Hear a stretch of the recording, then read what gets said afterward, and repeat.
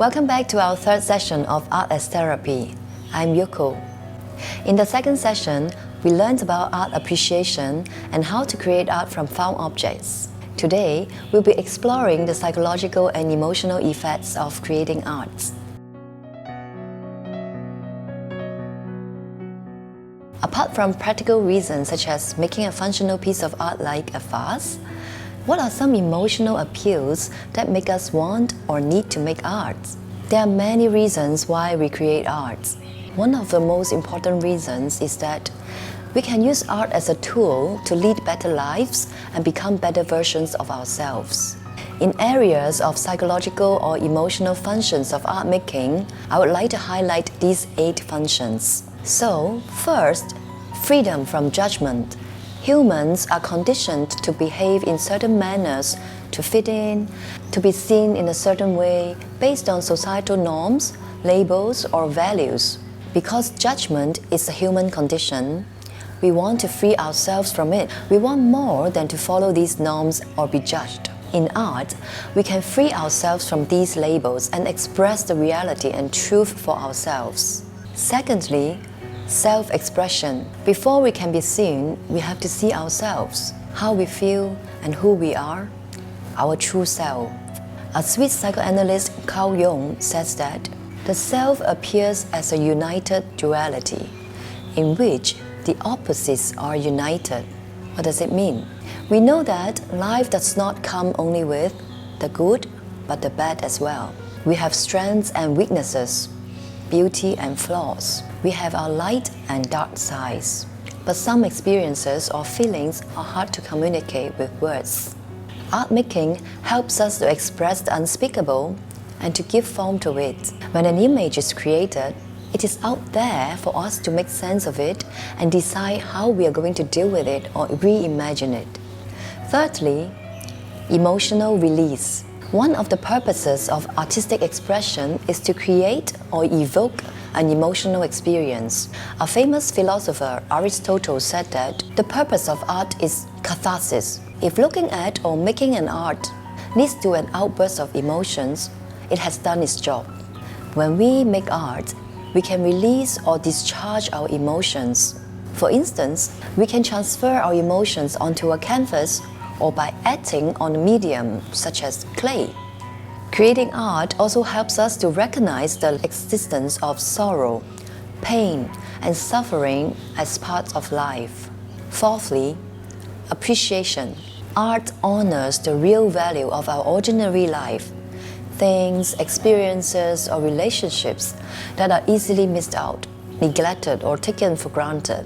When we make art, we source for inspiration, and inspirations are everywhere in our surroundings. Art making helps us to reconnect and recover our sensitivity towards the things around us. The art making process helps us to realize the beauty of imperfection, the ordinary, and the mundane.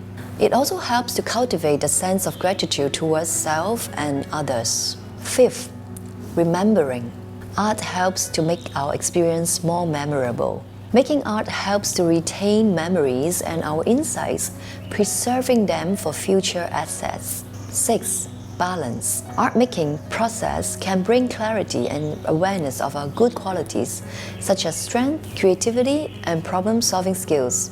Such discovery helps to rebalance our natures, the good and the bad, and redirect us towards our best versions or possibilities.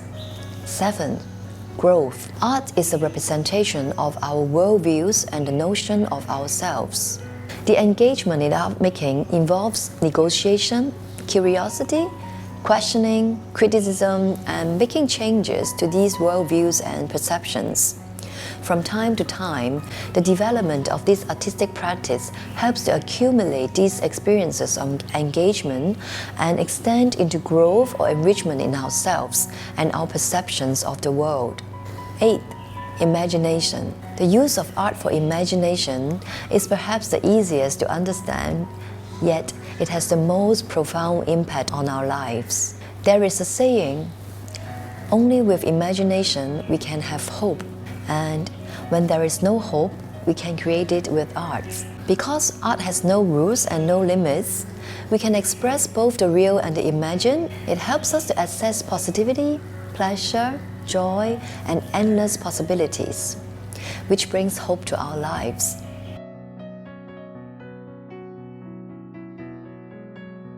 Many studies have shown that creating art can help in mood regulation and stress release. Through the art-making process, we can attend to and release our negative emotions. When we say that the image or art-making process can act as a container, we mean that the created image, the artwork or object, or the art-making process has the capacity to receive projections from the art maker.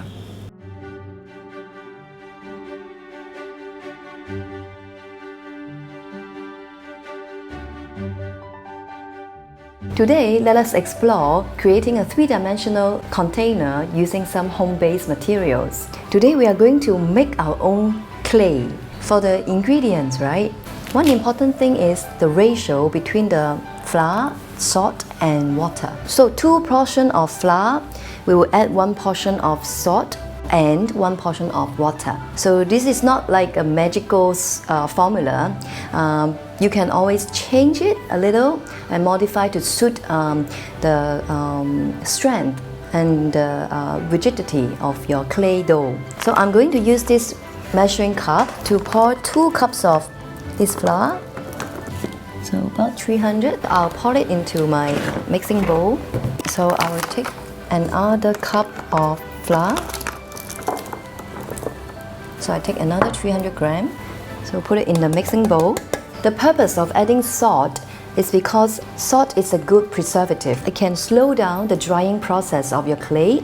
It can also preserve your clay work, the final artwork, for a longer period of time. You can also reduce it as you like. So I'm adding like 1 portion of salt. So I'll pour it into the mixing bowl. And then 1 portion of water.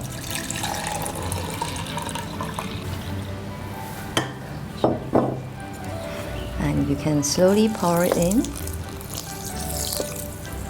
It's always good to remain some of the flour. So in case this mixture is too wet for you, you can add back a little bit of flour to make it drier. And similarly, if it's too dry, you can add a little bit of water slowly.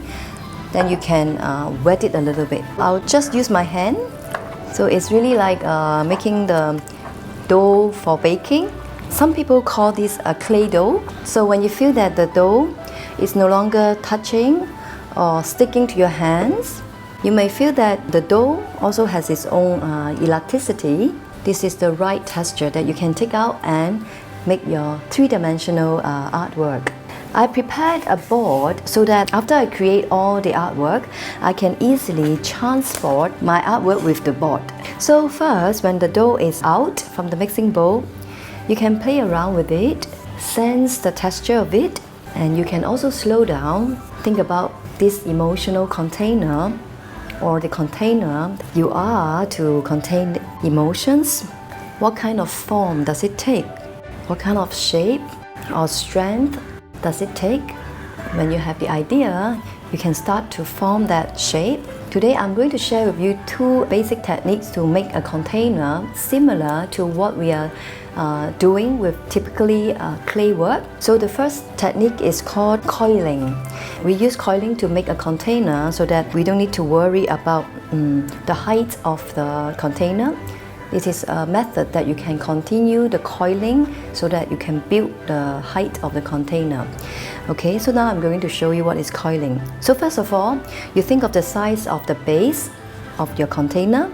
For this type of dough, because it is quite soft, it's better to have the base bigger than the opening, the top. Okay, so in clay work, because clay may have its strength, so we can have a bigger opening like this. The base is smaller than the top part. But for this dough, it may be good to think of the base, which is not too much smaller than the top part. Let's imagine this is the base, the size of the container that I'm going to create, almost the size of my palm. This is your base, so you can put it down. Because this is the base, you can have a slightly thicker base. Coiling means you are going to make strips like coils. So you are going to roll your clay dough into strips, like cylindrical strips. This one may take a little longer, and now the clay is still very elastic, so it may contract a little bit. After you have the thickness of these strips, you're going to build the wall of this container. You follow, and as you go along, you can stretch a little bit if it's too thick. So you provide a little bit of pressure, and then this is one layer. So you continue to create more coils to build that height of the container that you want. While you are building it up, you can always adjust and shape it. If you don't like to see these coils, you can actually use your finger to join these lines together. You can continue to build your container with coiling method and then make it taller. I'll put it aside first, just be careful. And then the other method I'm going to share with you is like this. You take out a portion of this clay dough and then you roll it, or you knead it into a ball. While you are kneading it and holding it in your hands, you can also feel the dough. You are going to create a hollow space by slowly digging out into this volume, pressing the edges and build it up. While you are pressing the clay up, you are also pushing the clay out nearer to the base. So this method is a bit more organic because you are following the clay, the weight and the form of it, and then you are creating a space inside this volume. So something like that. This is how you can make a little container with home-based materials, with the flour, the salt and water. I have also some examples here. It's a small container that is made of the same method, and it is now half dry. So you can see that the edges will dry up first, and then the center part, and also the base. Because after it is dry, like halfway, put it upside down so that the base can also dry up. So this one, I have added in some dry leaves. You can feel free to be creative. While you're mixing the clay dough, you can also add some natural ingredients. And the method to dry this clay is very simple. You can just leave it in the sun or air dry it. So today we have explored how to make a three-dimensional container using home-based materials. We have come to the end of today's session. To summarize, we have explored the psychological and emotional effects of making or creating art, and how the art-making process contains our emotions. We have also learned some techniques to create a three-dimensional container using home-based materials. Some of the contents of this session was inspired by the book Art as Therapy, written by John Armstrong and Ellen de Botton. If you would like to explore more, you can take a look at this book. I hope you have enjoyed the session. Have fun creating from home. See you next time.